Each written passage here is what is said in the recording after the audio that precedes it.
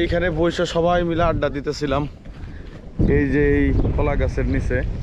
এইদিকে এখনো রোদ আছে, কিন্তু এই দিকের ওয়েদারটা দেখেন। এটাই হচ্ছে আর কি চরের সৌন্দর্য।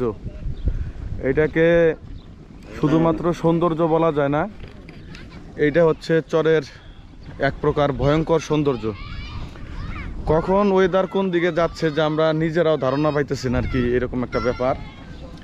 এবং এই তো 5 মিনিট আগেও মানে এখনো রোদ আছে এই দিকে, 5 মিনিট আগেও প্রচণ্ড রোদে আমরা এই জায়গায় বসেছিলাম। মানে ঘরে থাকার মতো কোনো পরিস্থিতি নেই, এরকম প্রচণ্ড রোদ ছিল।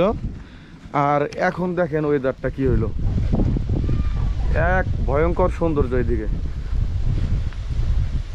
মোটামুটি আবহাওয়াটা দেখেন। মানে যারা কাল বৈশাখীর ব্যাপারটা খুব ফিল করতে চান, যে কাল বৈশাখী ঝড় দেখবো, গ্রামে গঞ্জে বা শহরে থাকা কাল বৈশাখীর আসলে কোনো ফিল পাবেন না। যে কাল বৈশাখীর ফিল পাইতে চান, এই জায়গায় একদম কাল বৈশাখীর ফিল দেখেন। এত পরিমাণে বাতাস, মনে হয় গাছপালা সব উড়ায় নিয়ে যাবে, হিউজ পরিমাণের বাতাস। এই বিশুদ্ধ বাতাসের ফিল নিতে হলে আপনাকে কোনো না কোনো চরাঞ্চলে আসতে হবে।